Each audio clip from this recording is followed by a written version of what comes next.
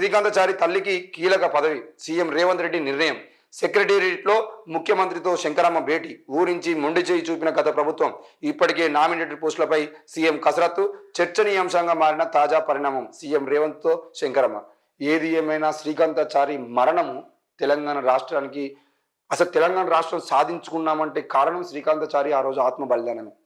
ఆ రోజు ఆయన తన ఒంటి మీద కిరోసిన్ పెట్రోల్ పోసుకొని అంటించుకొని జై తెలంగాణ నినాదం ఇవ్వడం వల్లనే ఆ తెలంగాణ రాష్ట్రం మొత్తం అట్టుడికింది.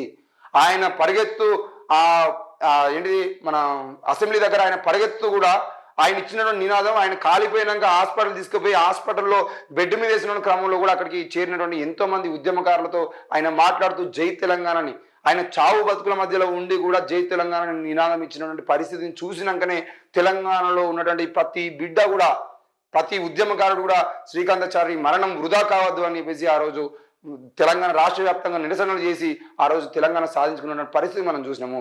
మరి అట్లాంటి త్యాగాలను పక్కన పెట్టేసి అట్లాంటి త్యాగాల చేసినటువంటి వ్యక్తుల తల్లులను కానీ కుటుంబాలను కానీ ఆదుకున్నటువంటి పరిస్థితి అయితే మనం బీఆర్ఎస్ ప్రభుత్వంలో చూడలేదు. మరి ఈరోజు శ్రీకాంతాచారికి మళ్ళీ ఎమ్మెల్సీ ఇస్తామని ఆ రోజు మాట్లాడారు. బీఆర్ఎస్ మంత్రులు కానీ బీఆర్ఎస్ నాయకులు కానీ శంకరమ్మకు సరైన పదవి మేము ఇచ్చేటువంటి పరిస్థితిలో ఉన్నాము అని చెప్పేసి మాట్లాడినటువంటి పరిస్థితిలో కూడా ఆమెను పట్టించుకునే పాపాన పోలేదు. ఆమె కన్నీరు పెట్టినటువంటి విషయాలు కూడా మనం చూసినాం. బీఆర్ఎస్ ప్రభుత్వంలో శంకరమ్మ గారు కన్నీరు పెట్టుకున్నటువంటి సందర్భాలు కూడా మనం చూసినాము.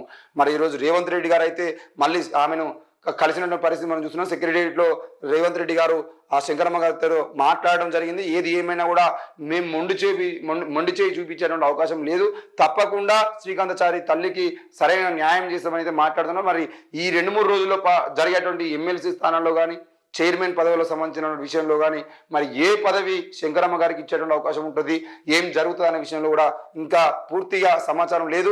ఏది ఏమైనా కూడా కనీసం ఈ రేవంత్ ప్రభుత్వమైనా కేవలం శ్రీకాంతాచారి తల్లే కాదు, ఈ రాష్ట్రంలో ఎంతో మంది, మొన్న నళిని గారిని కూడా రేవంత్ రెడ్డి గారు కలవడం జరిగింది. మరి అదే ఉద్యమంలో తెలంగాణ ఉద్యమంలో డిఎస్పీగా ఉన్నటువంటి ఆమె ఉద్యోగం రాజీనామా చేసి వెళ్ళిపోయింది. కానీ ఉద్యోగంలోనే ఉండి ఆంధ్ర వలసవాదుల మీటింగ్లో జై తెలంగాణ నినాదం ఇచ్చినటువంటి కానిస్టేబుల్ మన శ్రీనివాస్కు సంబంధించిన విషయంలో కూడా తప్పకుండా కాంగ్రెస్ ప్రభుత్వం ఒక న్యాయం చేయాల్సిన అవసరం ఉంది. ఇన్ని రోజుల పాటు ఆయనను ఏదో ఒక అటాచ్డ్ పోస్టులలో పెట్టేసి ఆయన కనీసం ఉద్యోగం చేసుకున్న పరిస్థితుల్లో కూడా ఆయన మీద వివిధ ఆంక్షలు పెట్టడము, ఆయన మొత్తం ఎక్కడికి పోతే అక్కడి మీద ఆయన మీద నిఘా పెట్టడము, ఆయన వ్యక్తిగత స్వేచ్ఛకు భంగం కలిగిస్తున్న పరిస్థితులు మనం చూసినాము.